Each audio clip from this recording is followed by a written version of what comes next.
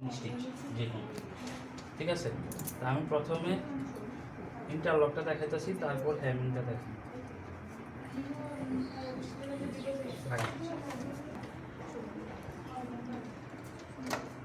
ঠিক আছে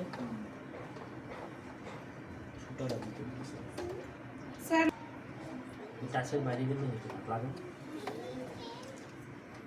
লাগবে নি।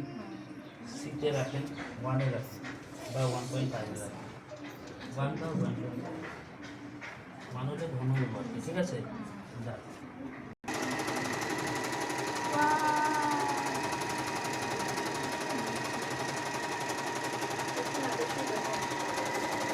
ভিতরে ঢুকতে দেখতে, ভিতরে ঢুকতে হতো না, ওই জায়গাটা উঠোনের আর কোনো চান্সই নেই, ঠিক আছে না। কিন্তু এই জায়গাটার থেকে সুতা পারিয়ে দেবে, কারণ এই জায়গাটা একটু ফল্ট হয়েছে, ঠিক আছে।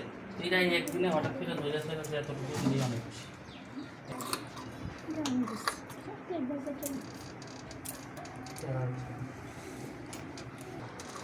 দেখা যাইতেছে না,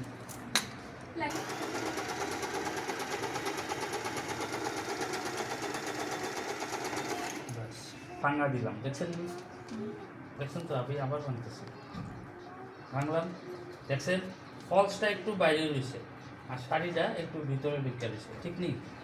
এই যে প্লেন ভাঙলাম, ফলসটা বাইরে, শাড়িটা ভিতরে।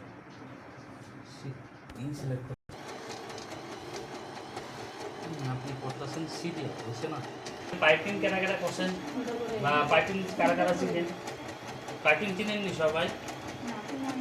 আয় রে পাইপিং করলাম যে ফোল্ড করে এই শাড়িটার মধ্যে শুধু সুইটা থাকবো আর ওদিকে ফলসটা বাইরিয়ে থাকবো।